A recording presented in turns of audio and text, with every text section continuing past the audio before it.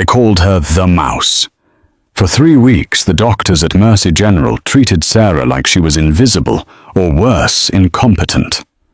Dr. Preston, the arrogant chief resident, made it his personal mission to humiliate her every single shift. He thought she was weak. He thought she was just another clueless newbie who couldn't handle the pressure. He was wrong. Dead wrong.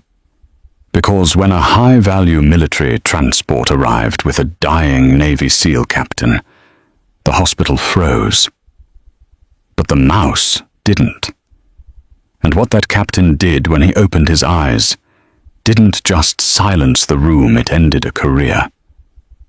This is the story of the newbie nurse who was actually a legend. The fluorescent lights of Mercy General's emergency department hummed with a sound that felt suspiciously like a headache waiting to happen. For Sarah Miller, it was the soundtrack of her new purgatory. She stood near the nurse's station, clutching a clipboard to her chest like a shield. She was small, with messy brown hair, tied back in a utilitarian bun that always seemed to be unraveling. Her scrubs were a size too big, swallowing her frame, making her look less like a medical professional and more like a child playing dress-up. "Miller." The bark came from down the hall. Sarah didn't flinch, but she turned immediately. Dr. Alistair Preston was marching toward her, his white coat pristine, his stethoscope draped around his neck like a garland of superiority. Preston was the chief resident, a man who had graduated top of his class from Harvard and never let anyone forget it. He was handsome in a sharp, predatory way, and he treated the ER not as a place of healing, but as his own personal stage. "Yes, doctor," Sarah asked, her voice soft. "I asked for the labs on the patient in Bay 10 minutes ago." Preston snapped, stopping inches from her, invading her personal space. "Why am I still looking at a blank chart?" "The phlebotomist is backed up, doctor. I drew the blood myself, but the lab is processing a trauma code from upstairs." "They said—" "I don't care what they said." Preston cut her off, his voice rising just enough to draw the attention of the other nurses. "I care about efficiency. If you can't manage the basic workflow of a civilian ER, Miller, maybe you should go back to school nursing, or geriatrics, somewhere slow. You're clogging up my trauma center." A few of the other residents chuckled as they passed. They were Preston's acolytes, young doctors who mimicked his arrogance in hopes of gaining his favor. "I'll call the lab again." "Doctor," Sarah said, her expression unreadable. She didn't apologize. She never apologized unless she had actually made a mistake, a habit that infuriated Preston even more. "Don't call. Run down there." Preston sneered, turning his back on her. "Move your feet, newbie." Sarah watched him walk away. Her hands didn't shake. Her breathing didn't hitch. She simply turned and walked toward the elevators to go to the lab. "He's a shark today, honey," said Margaret, the charge nurse, as Sarah passed the desk. Margaret was 60, built like a linebacker, and had seen everything. She looked at Sarah with pity. "Don't let him get to you. He smells fear. And you, well, you're quiet. He thinks quiet means weak." "I'm fine, Margaret," Sarah said. Her eyes, usually cast downward, flickered up for a second. They were a piercing, icy grey, a stark contrast to her timid demeanor. "He just wants the labs." "He wants a punching bag," Margaret muttered. "Just keep your head down. His rotation ends in 2 months." 2 months. Sarah walked into the elevator and let the doors close. The silence wrapped around her. She leaned her head back against the cool metal wall and closed her eyes for exactly 3 seconds. If they only knew. The irony of Dr. Preston calling the ER his trauma center wasn't lost on her. Mercy General was a level 1 trauma center. Yes, they saw car accidents, gang shootings, heart attacks. It was chaotic. It was bloody. But it wasn't the sandbox. Sarah adjusted her badge. It read, Sarah Miller, RN. No specializations listed. No history. Just a transfer from a hospital in Germany that no one had bothered to look up. To them, she was a 30-year-old entry-level nurse who had started late in life. The elevator dinged. Sarah stepped out, her face returning to the mask of the newbie. She retrieved the labs. She ran them back up. She took the insults. Later that night, the break room was buzzing. The residents were gathered around a table eating pizza and boasting about their saves. Sarah sat in the corner, nursing a lukewarm coffee, staring at the rain lashing against the window. "So I told the attending, if we don't crack his chest now, he's dead," Preston was saying, his voice booming. And of course he hesitated. Old school guys, they don't have the instinct. I made the incision, saved the guy's aorta. "You're a legend, Alistair," one of the interns said admiringly. "It's not about being a legend," Preston said with mock humility. "It's about having the stomach for it. Some people have it. Some people—" He glanced over his shoulder at Sarah in the corner. "Some people are just meant to empty bedpans." The table erupted in laughter. Sarah took a sip of her coffee. She didn't look up. She was thinking about a night 4 years ago in the Kandahar province. She was thinking about dust so thick you could chew it, and the sound of a Black Hawk rotor struggling in the heat. She was thinking about a chest cavity that had been blown open not by a car accident, but by an IED, and how she had clamped an artery with her bare fingers because her equipment bag had been shot to shreds. She wondered if Dr. Preston had ever tried to intubate a man while taking incoming mortar fire. Probably not, she thought. He'd get his white coat dirty. She finished her coffee, threw the cup in the trash, and walked out. She didn't say a word. She didn't need to. In her world, the loudest person in the room was usually the first one to die. The tension at Mercy General escalated 3 days later on a Tuesday. Tuesdays were supposed to be slow, but the universe had a sense of humor. A multi-car pile-up on the I-95 had flooded the ER with fractures, concussions, and internal bleeding. Sarah was moving with a fluidity that went unnoticed by most. While the other nurses were scrambling, frantic, and shouting, Sarah was efficient. She didn't run. She glided. She anticipated orders before the doctors gave them. When a resident asked for epinephrine, it was already in her hand. When a patient's O2 saturation dropped, she had already adjusted the flow before the monitor beeped. But efficiency doesn't look like heroism. Panic looks like heroism. To Dr. Preston, Sarah's calm demeanor looked like disinterest. It came to a head in Trauma Bay, too. A young man, barely 20, had come in with a crushed pelvis. He was crashing. His blood pressure was tanking, and Preston was leading the code. "I need access," Preston shouted. "We're losing pressure. Get me a central line kit." Sarah was already opening the kit on the tray beside him. "Ready, doctor?" Preston fumbled with the guide wire. His hands were slick with sweat. He was nervous, though he'd never admit it. The patient was young, the injury was catastrophic, and the attending physician was stuck in surgery upstairs. This was Preston's show, and it was going off the rails. "Damn it, the wire is kinked."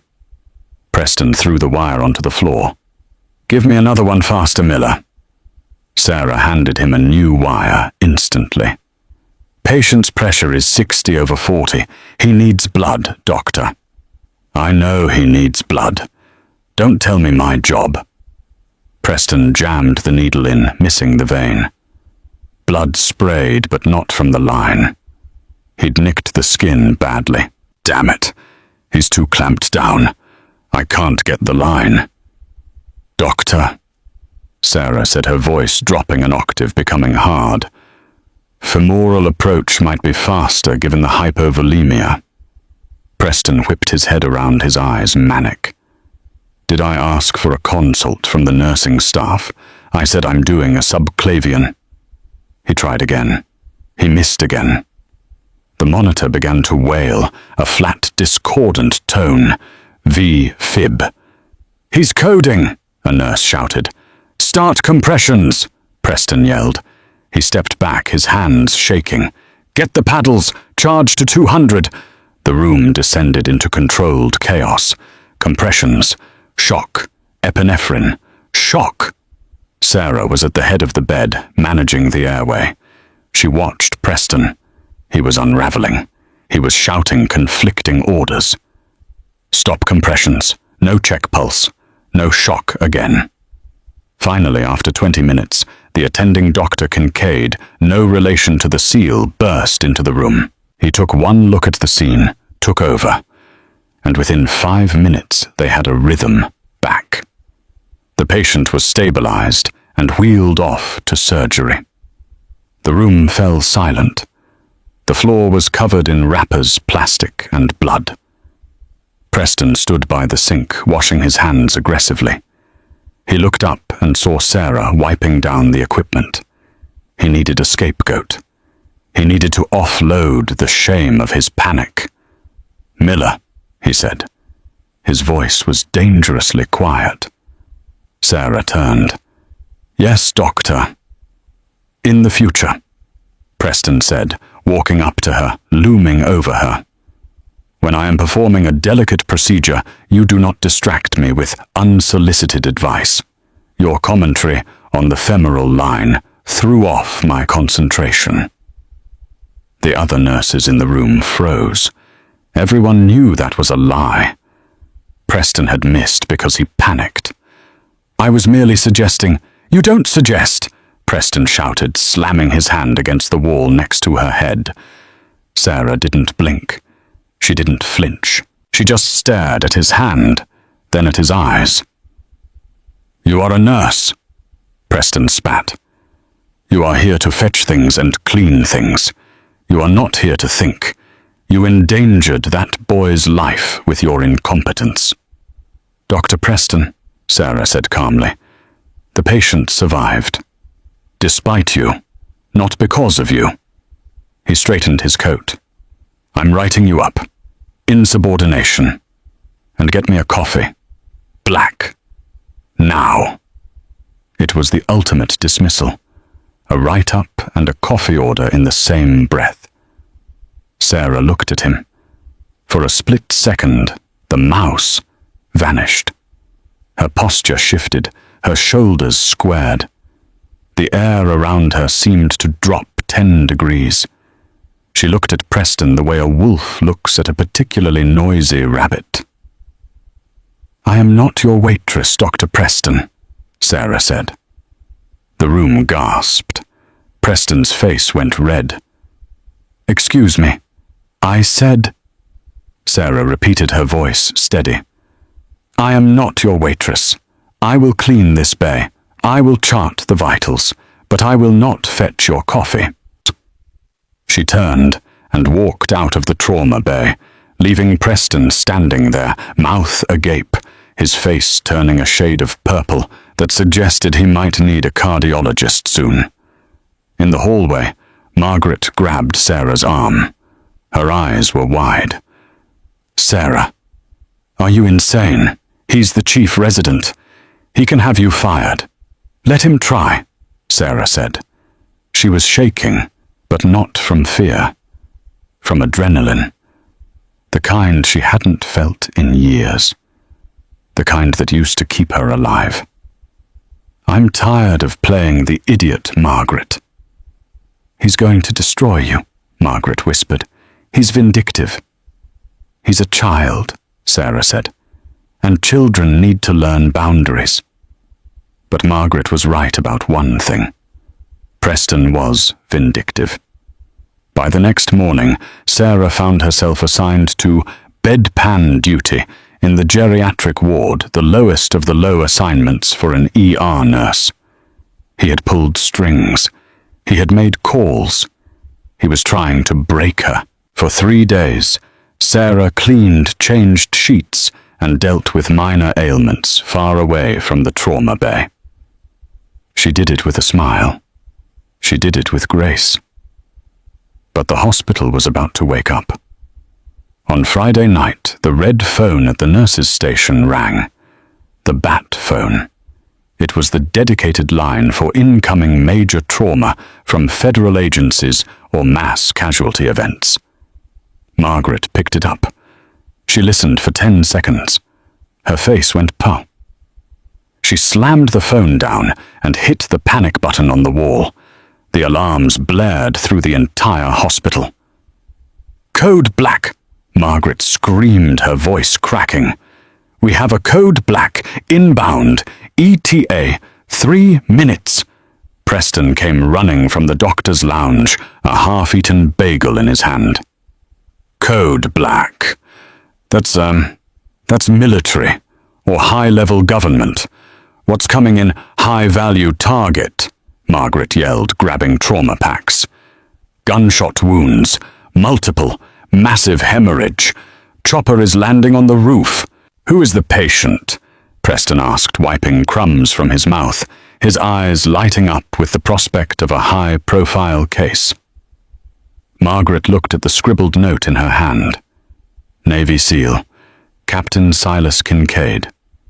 They say he's a war hero, and he's dying." Preston grinned. This was it.